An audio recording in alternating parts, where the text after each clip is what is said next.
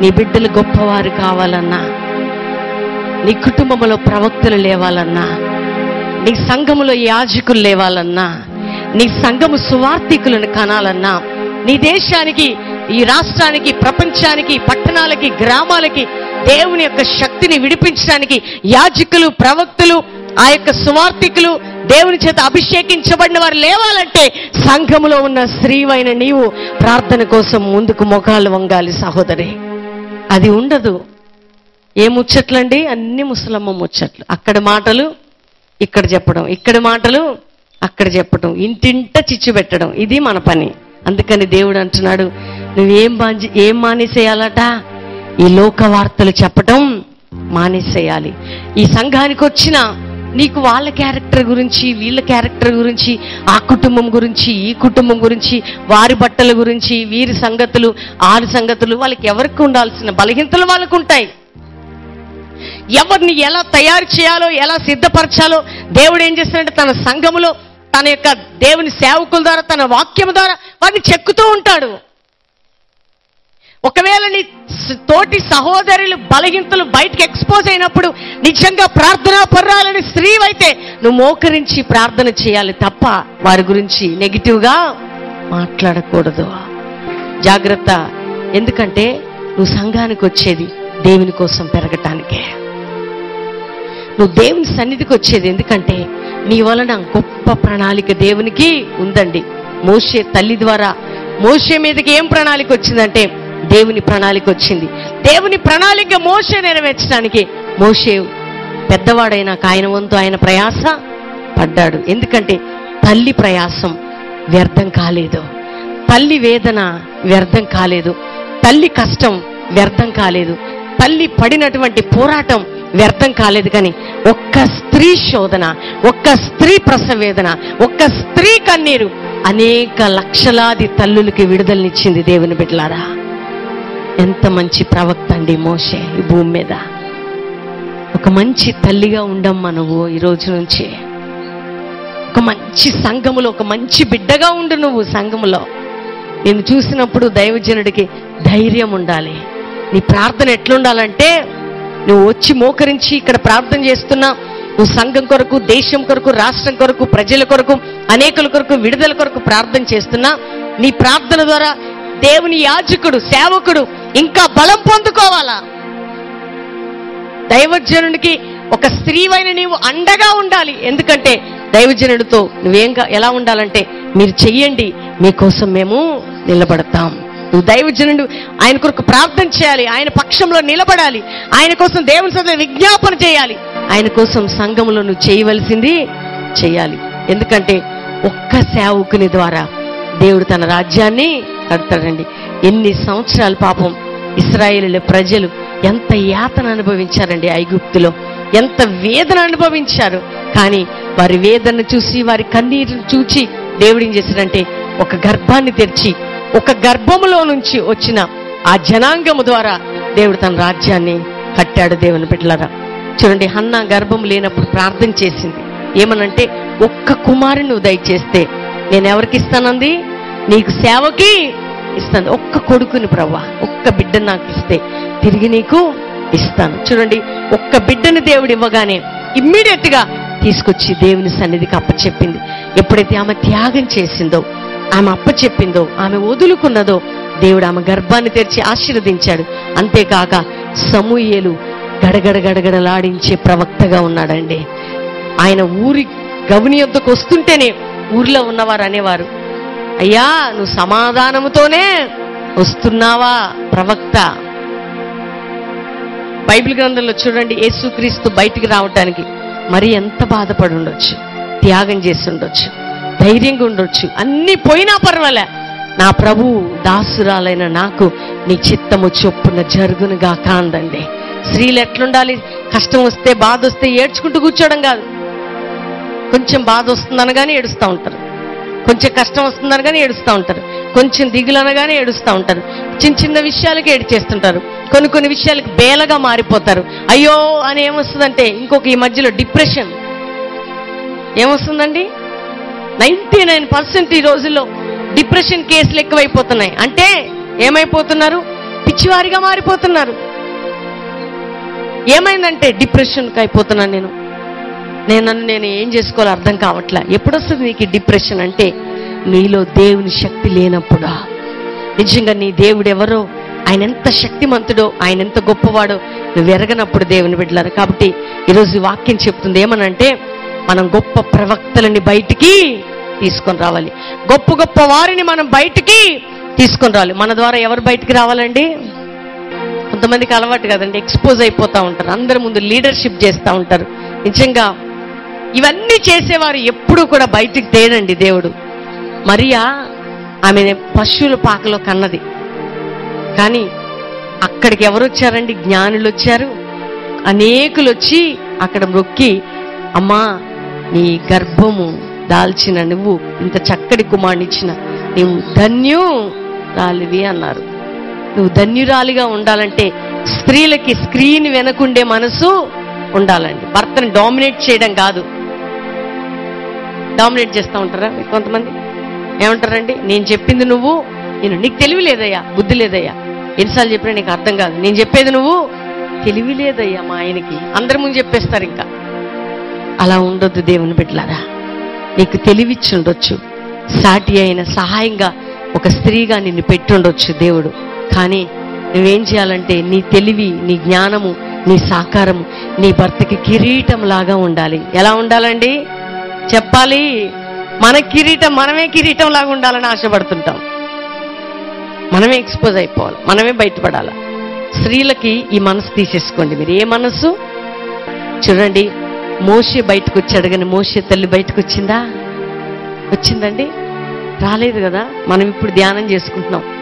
చూడండి ఎంత మంచి ప్రవక్త అండి. అసలు ఆయన గురించి ఆలోచించినప్పుడు ఐగుప్తు సుఖం కంటే ఇశ్రాయేలుతో నింద, శ్రమలే ఆ బ్లడ్ లోనే ఉంది. ఆ యొక్క పవర్ అనే దేవుని బిడ్డలారా నీ రక్తంలోనే ఉండాలి. ప్రభు కోసం శ్రమ, నింద, బాధ అనుభవిస్తూ నా బిడ్డలను కూడా క్రీస్తు కోసం పెంచాలనే ఆ ఇన్స్పిరేషన్, ఆ యొక్క ఆ క్రియ నీలో ఉంటే ఎవరిలోకి వస్తుందండి? ఈ బిడ్డల్లోకి వస్తుంది. ఆ రోజుల్లో కుటుంబాలు బాగున్నాయండి. ఈ రోజుల్లో కుటుంబాలు బ్రేక్ డౌన్ కావటానికి కారణం స్త్రీలండి. తల్లివైన నువ్వు వాక్యం చదువమ్మా. నీ బిడ్డ, అమ్మ నా భర్త బాగా విసిగిస్తున్నాడమ్మా, తట్టుకోలేకపోతున్నానంటే నువ్వేం చెప్పాలంటే, అమ్మా దేవుని వాక్యం చెప్తుంది, నీ భర్తకి లోబడి, నీ భర్తని గౌరవించి, నీ భర్తని ప్రేమించమని చెప్తుందమ్మా. కాబట్టి నువ్వు భర్తని విడిచిపెట్టి ఇక్కడికి రావద్దు. కానీ శ్రమ, కష్టం వచ్చిన తల్లిగా మేము ఓర్చుకొని ప్రార్థన చేస్తాం. నీకు మేమున్నాం, దేవుడున్నాడు. నీ భర్తని ద్వేషించకు, కోపం పెట్టుకోకు, ఆయన గురించి ప్రార్థన చెయ్యి.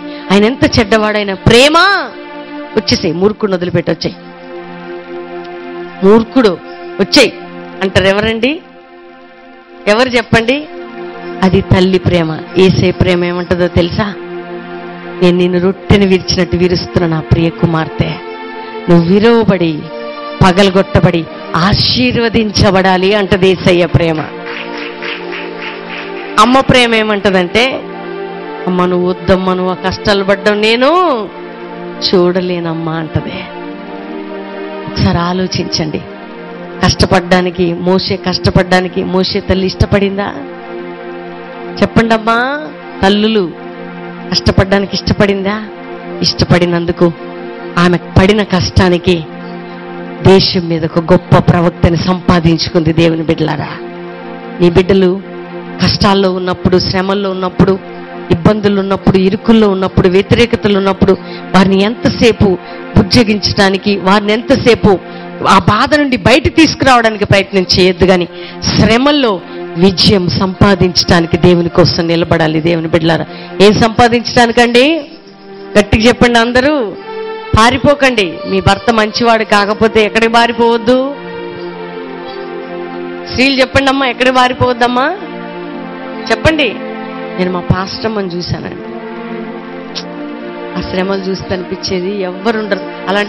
అలాంటి మూర్ఖుడైన భర్తను నా కళ్ళతో నేను ఎక్కడ చూడలే. పెద్ద బండ తెచ్చి ఇట్లా ఎత్తేసేవాడండి. ఇక్కడ నుంచి ఇక్కడ వరకు ఇట్లా ఓపెన్ అయింది. ఓపెన్ అయితే ఆ తల్లి ఏం చేసిందో తెలుసా? ఎంత పసుపు వేసుకొని స్కార్ఫ్ గట్టి కట్టుకొని ప్రార్థన చేయటం మొదలుపెట్టింది. చంపేస్తాడేమోనని ఆయన కాళ్ళు ఉత్తుకుంటా, ఆయనకి ఆమ్లెట్లు వేసుకుంటా కూర్చునేదాన్ని నేను. అందరూ అనేవారు, ఈమె జీవితం చక్కగా లేదు, ఈమె దగ్గర నువ్వేం బ్రతుకుతావు, తాగి వచ్చినాడు నిన్నేమైనా చేస్తాడు, బయటికి వెళ్ళిపో అన్నారు.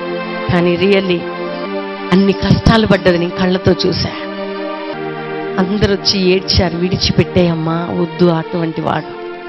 కానీ ఆమె మరణించే వరకు కూడా ఆయనని విడిచిపెట్టలేదండి. ఆమె జాగ్రత్త దేవుని బిడ్డలారా, కేర్ఫుల్ ఉండాలి. మనం దైవికంగా ఆలోచించాలా. ఒక ఆలోచన చెప్పేటప్పుడు నీలో చాలా జాగ్రత్త ఉండాలా. ఏది ఏమైనా కానీ ఈరోజు స్త్రీలకు ఏముండాలంటే, స్త్రీలు చెప్పండి, జ్ఞానము, చురుకుదనము, వివేచన, బుద్ధి ఉండాలా. ఎక్కడ పడితే అక్కడ ఎలా పడితే అలా మాట్లాడడం కాదు.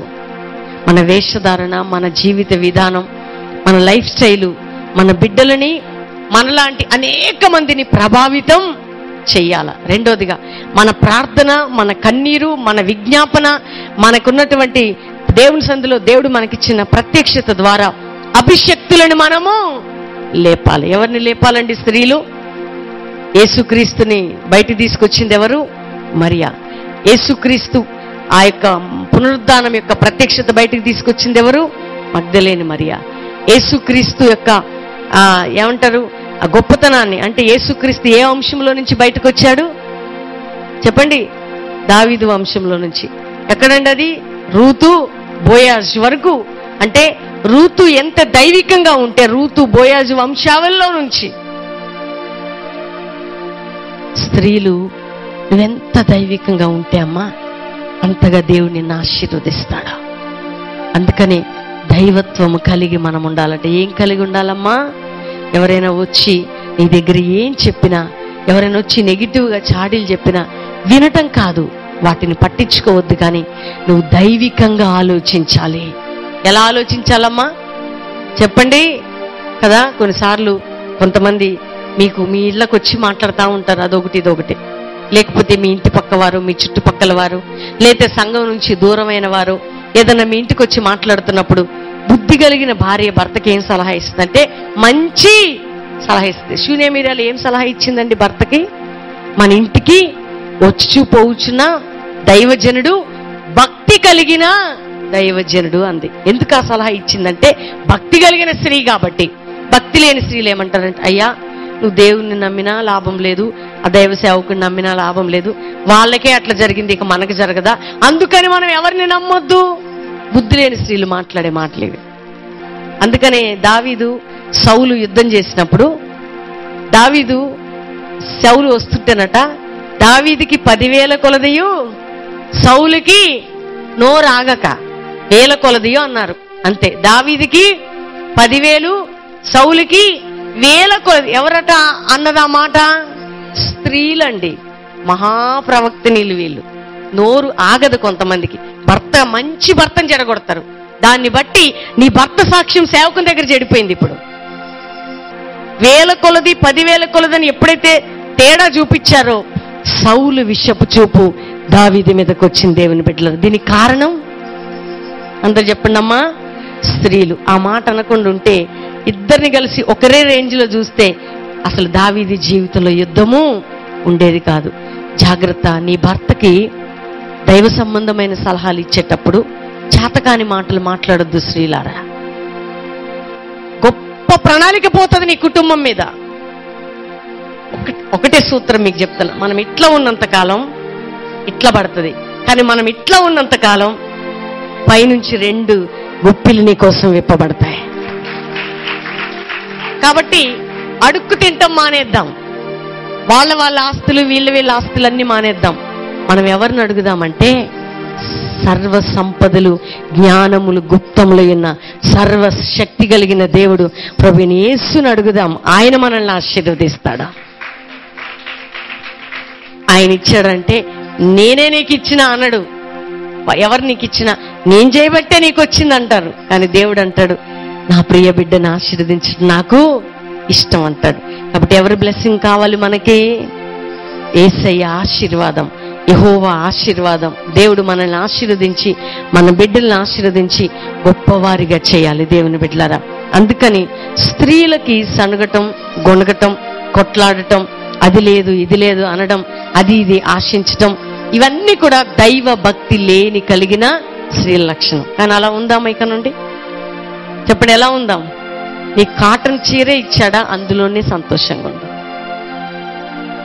నీకేమి ఇవ్వలేదా? అందులోనే సంతోషంగా ఉండు. నీకు ఏం మామూలుగా ఉండాలా? అందులోనే సంతోషంగా ఉండు. ఎవరితో నువ్వు పోల్చుకున్నా నష్టపోతావు నువ్వు.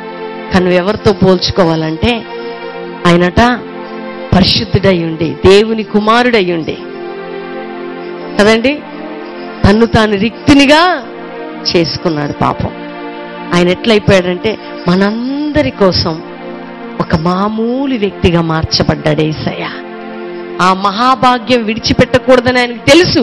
కానీ దేవుని కుమారుడయ్యుండి ఏ రూపం ధరించుకున్నాడండి? దాసుని రూపం. అది ఏంటంటే తగ్గింపు. స్త్రీలారా, తగ్గింపు ఉండాలి మనకి, దీనత్వం ఉండాలండి. ఎన్నున్నా, ఎన్ని హెచ్చింపులున్నా, ఎన్ని గొప్పతనం ఉన్నా, ఏది ఉన్నా, ఏది మనతో ఉండదు. మనతో ఉండేది ఎవరంటే యేసయ్య మాత్రమే. కాబట్టి ఎవరి కోసం బ్రతుకుదాం మనం ఇక మీదట? అందరం చెప్పండి అమ్మా. దేని విషయంలో ప్రార్థన చేద్దాం?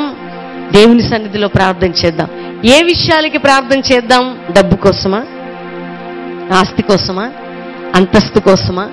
చదువు, పేరు, ప్రఖ్యాతులు, గొప్పతనం కోసమా? లేదు, ప్రభువా నేను నీలాగా మార్చబడ్డం కోసం ప్రార్థన చేద్దాం.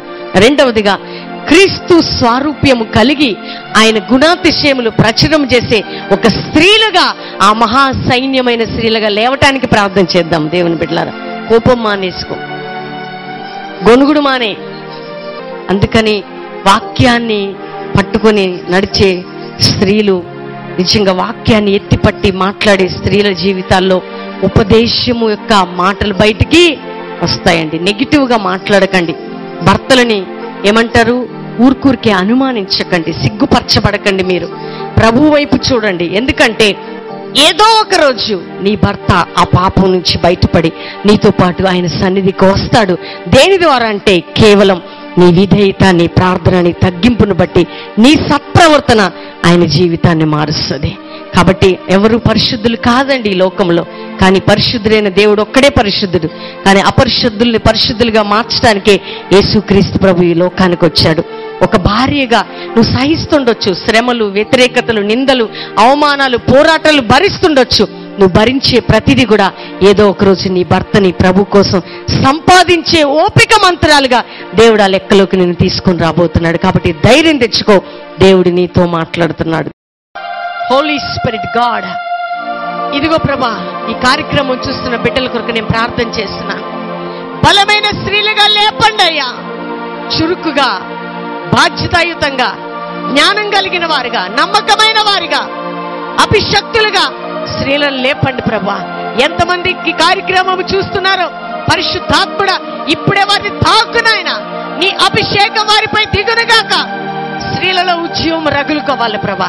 స్త్రీలలో మంట రగులుకోవాలా, స్త్రీలలో అగ్ని రగులుకోవాలా నాయన. నిరుత్సాహము, బేలతనము, కృంగిపోయే స్థితి నుంచి నీ స్త్రీలు బయటకు వచ్చేదిగాక ప్రభా. దిక్కు లేని వారు, భర్త లేని వారు, నాయన విధవరాండ్రు స్త్రీలు ఎంతమంది ఏడుస్తున్నారు ప్రభా. ఇప్పుడే వారి దుఃఖ దినములు సమాప్తము కావాలి. ధైర్యముతో, భారముతో, బాధ్యతతో ముందుకు సాగే స్త్రీలుగా, అభిషేకించబడ్డ వారుగా లేపబడతారుగాక నేను ప్రార్థిస్తున్నాను.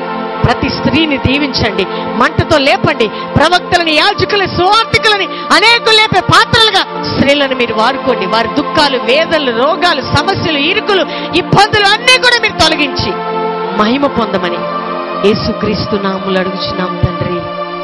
ఆమేన్, ఆమేన్, ఆమేన్.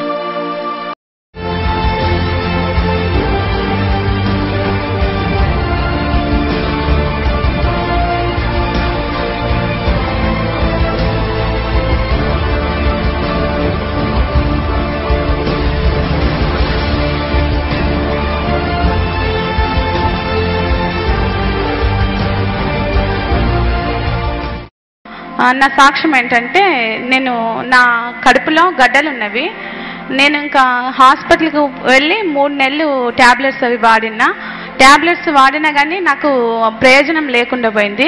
కానీ ఈ లైవ్ టెలికాస్ట్ ద్వారా లైవ్లో చూస్తున్నా. నేను అనుకోకుండా, నేను ఎప్పుడు చూడలేదు అసలు ఆ వాక్యం, నేను అసలు నాకు తెలియదు అది వస్తుందని కూడా నాకు తెలియదు.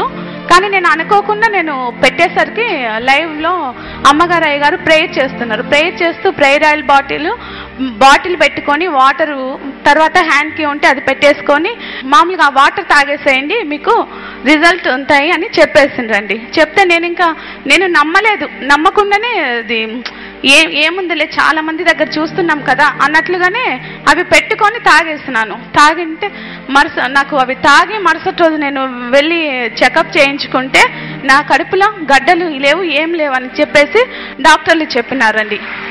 దేవుని నామానికి వందనాలు.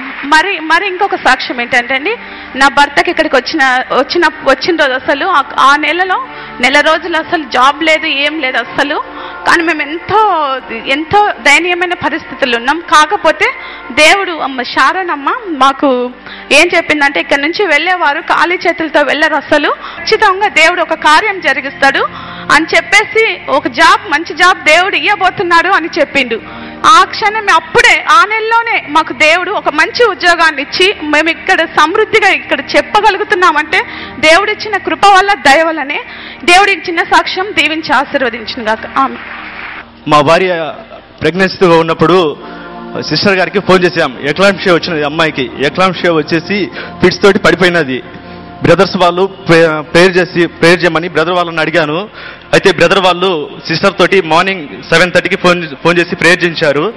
మేము కర్నూలు జనరల్ హాస్పిటల్లో భార్యను జాయిన్ చేశామండి. అయితే 24 గంటల వరకు అమ్మాయి పరిస్థితి చాలా క్రిటికల్గా ఉన్నది. డాక్టర్స్ చేతులు ఎత్తేసేశారు. అమ్మాయి చనిపోతుంది, బిడ్డ చనిపోతుంది అని చెప్పేసి. అయితే బాబు కడుపులో నుంచి బయటికి వస్తే తప్ప అమ్మాయి బ్రతికించలేమని చెప్పేసి అన్నారండి. అయితే సిస్టర్ గారు ప్రేయర్ చేశారు.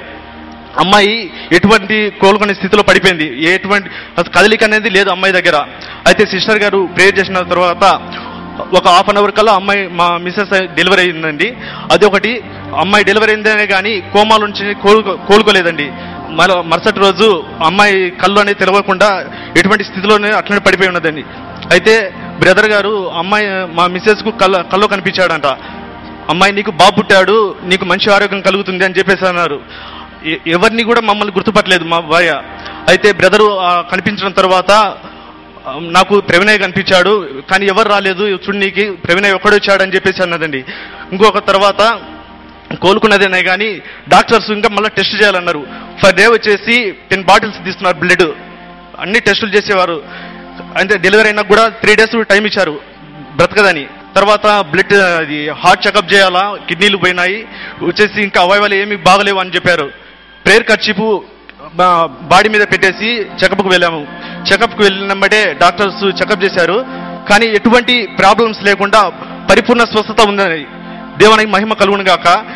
నా సాక్ష్యం ఏంటంటే, నాకు గత సంవత్సరంన్నర నుంచి కిడ్నీ ప్రాబ్లం అండి, రైట్ సైడ్లో. ఎంత హాస్పిటల్ కంటే 15 daysకి ఒకసారి 5,000 అలా పే చేసేదాన్ని. అసలు పే చేసేంత స్తోమత కూడా నా దగ్గర లేదు. కానీ చాలా బాధపడ్డానంటే అసలు నాకు కింద కూడా కూర్చోడానికి వచ్చేది కాదు నేను ఇక్కడికి వచ్చినప్పుడు.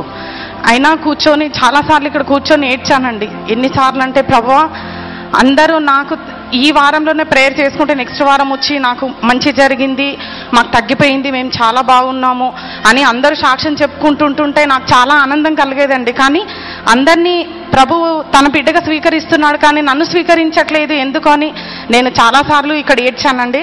గత 3 weeks బ్యాక్ అయితే ఇంకా చాలా ఏడ్చానండి నేను. నాకు ఆ 3 weeks నుంచి నాకు బ్యాక్ పెయిన్ అస్సలే లేదండి. మంచి కూర్చోగలుగుతున్నాను, నిల్చోగలుగుతున్నాను. పాస్టర్ గారితో నేను ప్రేయర్ చేయించుకున్నానండి. ఈ చిన్న సాక్ష్యం దేవుడు దీవించును గాక. నేను ఇక్కడికి వచ్చినందుకు చాలా హ్యాపీ అండి. చాలా అంటే నా ఆనందం చెప్పలేనండి. అంత ఆనందంగా దేవుడిలో మునిగిపోయి ప్రతి క్షణం ప్రేయర్ చేసుకుంటూ చాలా ఆనందంగా ఉన్నాను.